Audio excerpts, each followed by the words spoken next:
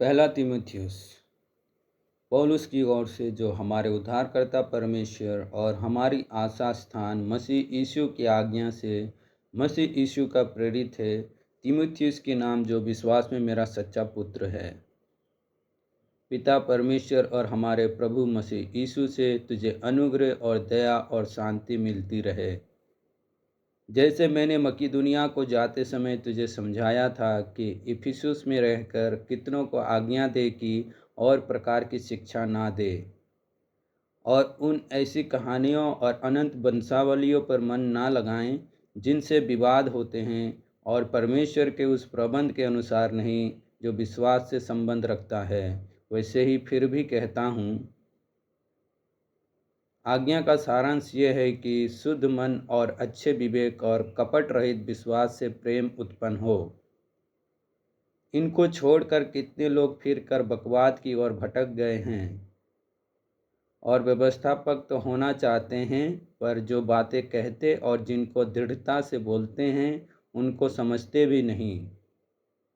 पर हम जानते हैं कि यदि कोई व्यवस्था को व्यवस्था की रीति पर काम में लाए तो वो भली है, ये जानकर कि व्यवस्था धर्मी जन के लिए नहीं, पर अधर्मियों, निरंकुशों, भक्तिहीनों, पापियों, अपवित्रों और अशुद्धों और माँ बाप की घात करने वालों, हत्यारों, व्यभिचारियों, पुरुषगामियों, मनुष्य के बेचने वालों, झूठों और झूठी शपथ खाने वालों और इनको छोड़ खरे उपदेश के सब विरोधियों के लिए ठहराई गई है।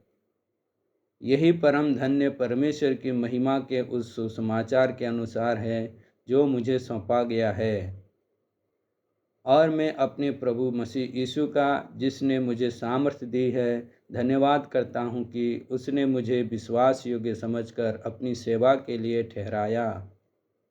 मैं तो पहले निंदा करने वाला और सताने वाला और अंधेर करने वाला था, तो भी मुझ पर दया हुई, क्योंकि मैंने अविश्वास की दशा में बिन समझे बुझे ये काम किए थे। और हमारे प्रभु का अनुग्रह उस विश्वास और प्रेम के साथ जो मसीह यीशु में है बहुतायत से हुआ। ये बात सच और हर प्रकार से मानने के योग्य है कि मसीह यीशु पापियों का उद्धार करने के लिए जगत में आया, जिनमें सबसे बड़ा मैं हूँ।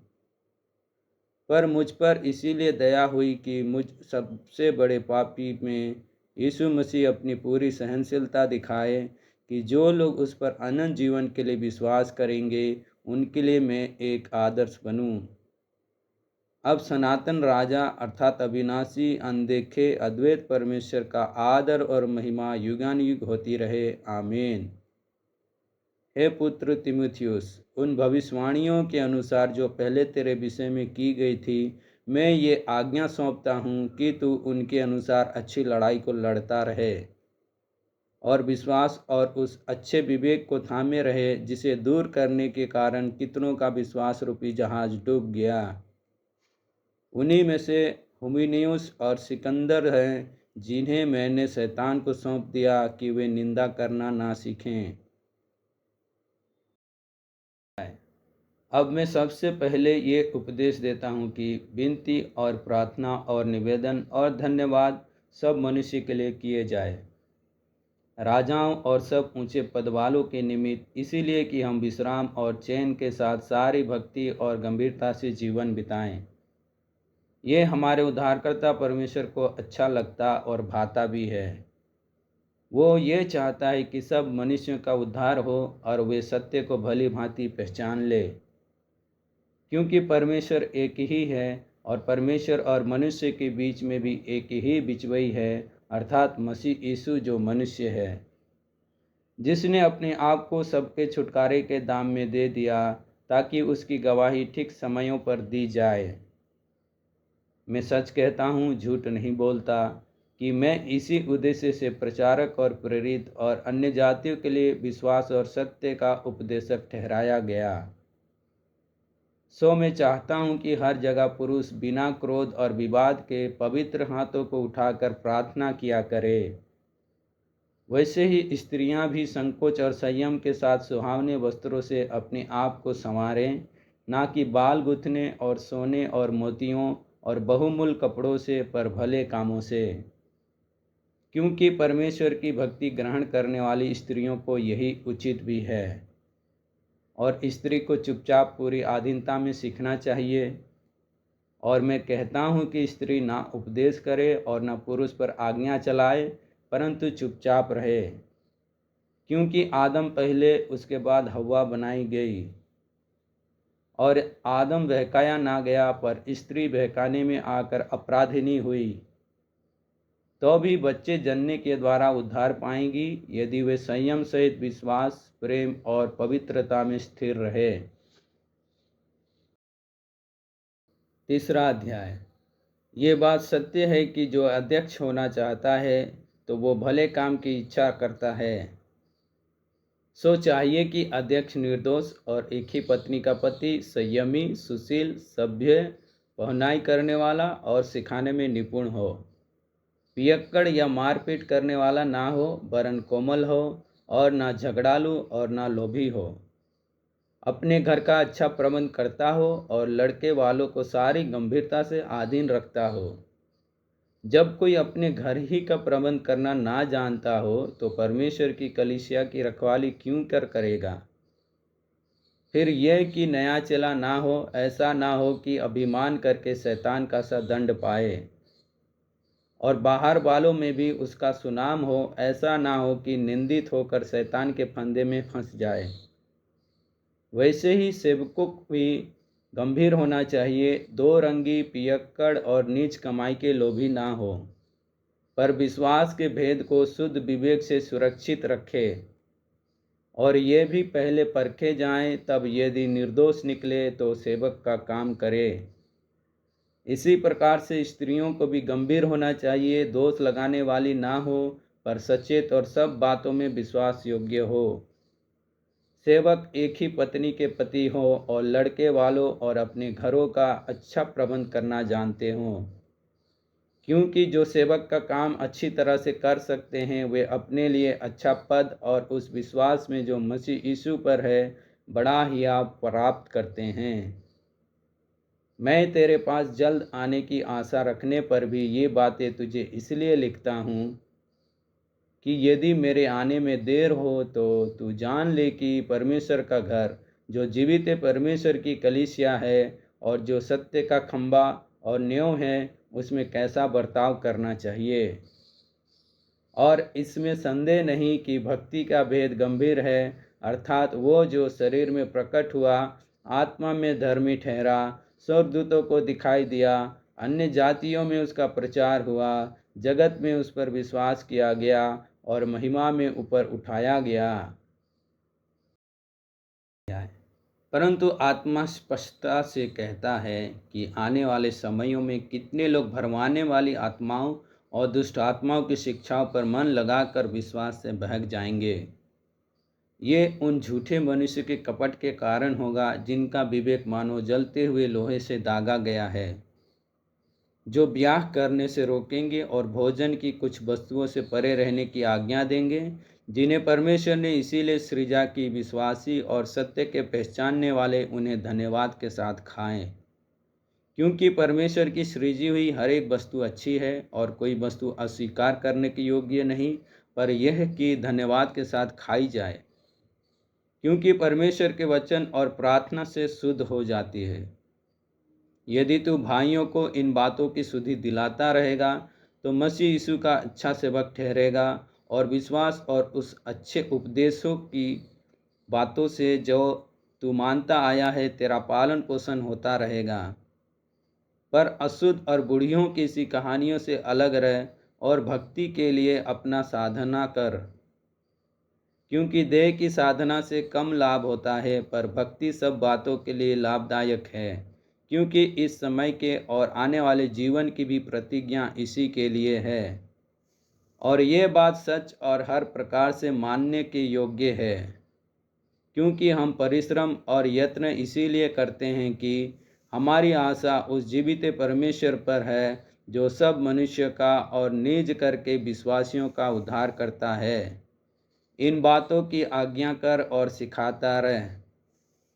कोई तेरी जवानी को तुच्छ ना समझने पाए, पर वचन और चाल चलन और प्रेम और विश्वास और पवित्रता में विश्वासियों के लिए आदर्श बन जा।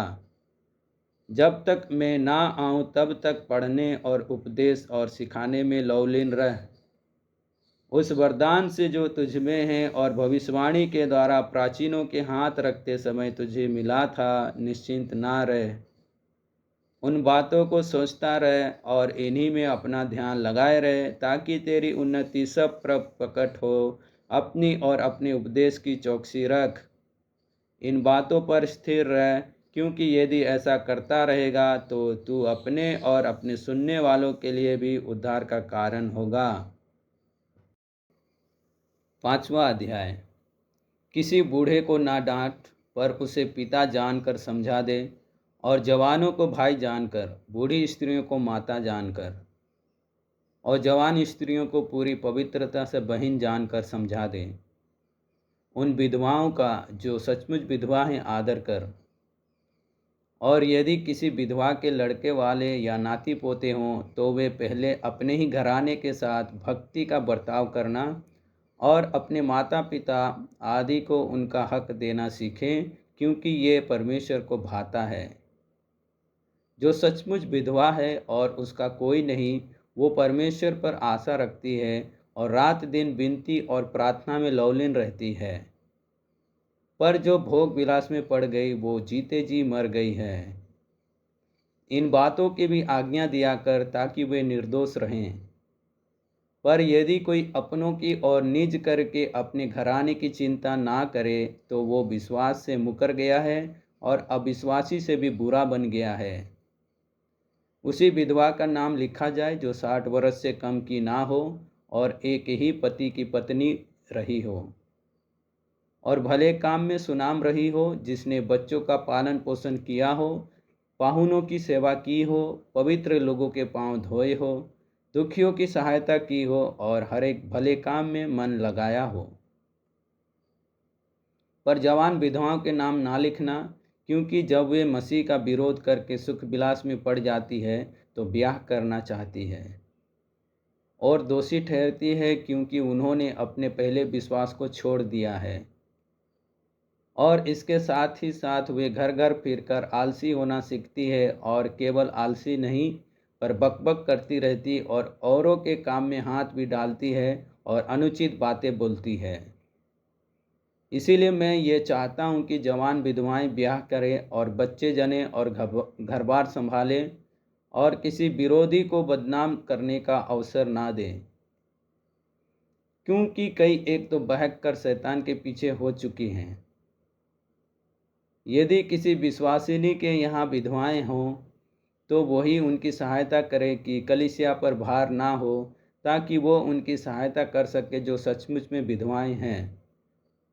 जो प्राचीन अच्छा प्रबंध करते हैं, विशेष करके वे जो वचन सुनाने और सिखाने में परिश्रम करते हैं, 2 गुने आदर के योग्य समझे जाएं। क्योंकि पवित्र शास्त्र कहता है कि दावने वाले बैल का मुंह ना बांधना, क्योंकि मजदूर अपनी मजदूरी का हकदार है।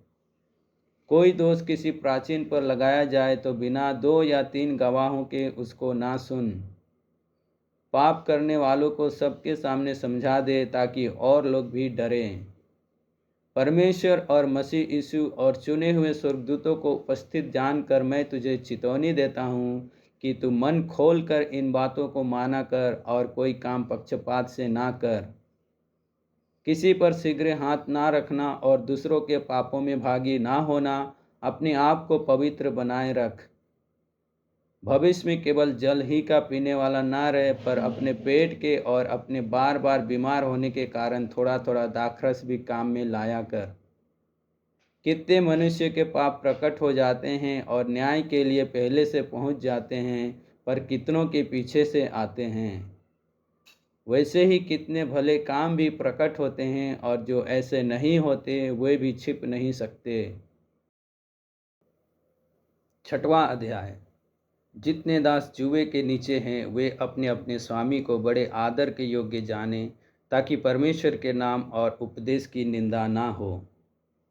और जिनके स्वामी विश्वासी हैं, इन्हें वे भाई होने के कारण तुच्छ ना जाने, वरन उनकी और भी सेवा करे, क्योंकि इससे लाभ उठाने वाले विश्वासी और प्रेमी हैं।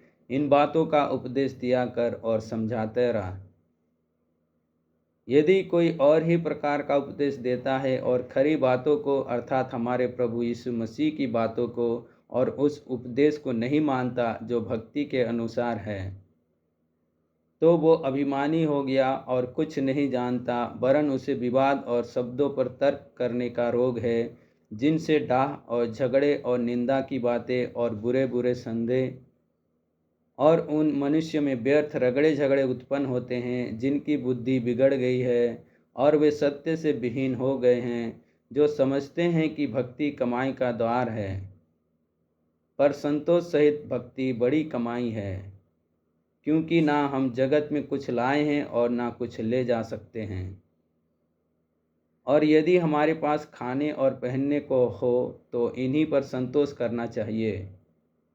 पर जो धनी होना चाहते हैं वे ऐसी परीक्षा और फंदे और बहुत तेरे व्यर्थ और हानिकारक लालसाओं में फंसते हैं, जो मनुष्य को बिगाड़ देती है और विनाश के समुद्र में डुबा देती है। क्योंकि रुपए का लोभ सब प्रकार की बुराइयों की जड़ है, जिसे प्राप्त करने का प्रयत्न करते हुए कितनों ने विश्वास से भटककर अपने आप को नाना प्रकार के दुखों से छलनी बना लिया है। पर हे परमेश्वर के जन, तू इन बातों से भाग और धर्म, भक्ति, विश्वास, प्रेम, धीरज और नम्रता का पीछा कर। विश्वास की अच्छी कुश्ती लड़ और उस अनंत जीवन को धर ले, जिसके लिए तू बुलाया गया और बहुत गवाहों के सामने अच्छा अंगीकार किया था।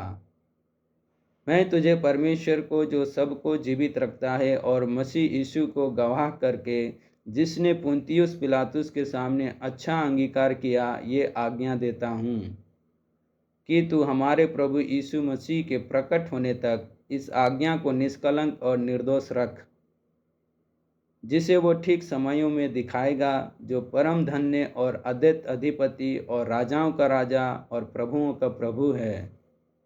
और अमरता केवल उसी की है, और वो अगम्य ज्योति में रहता है, और ना उसे किसी मनुष्य ने देखा और ना कभी देख सकता है। उसकी प्रतिष्ठा और राज्य युगानुयुग रहेगा।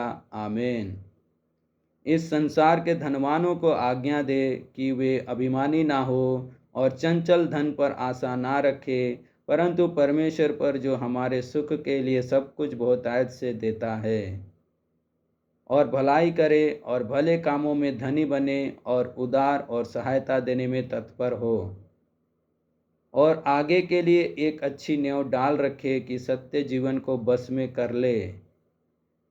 हे तीमुथियुस, इस थाती की रखवाली कर, और जिस ज्ञान को ज्ञान कहना ही भूल है, उसके अशुद्ध बकवाद और विरोध की बातों से परे रह। कितने इस ज्ञान का अंगीकार करके विश्वास से भटक गए, तुम पर अनुग्रह होता रहे।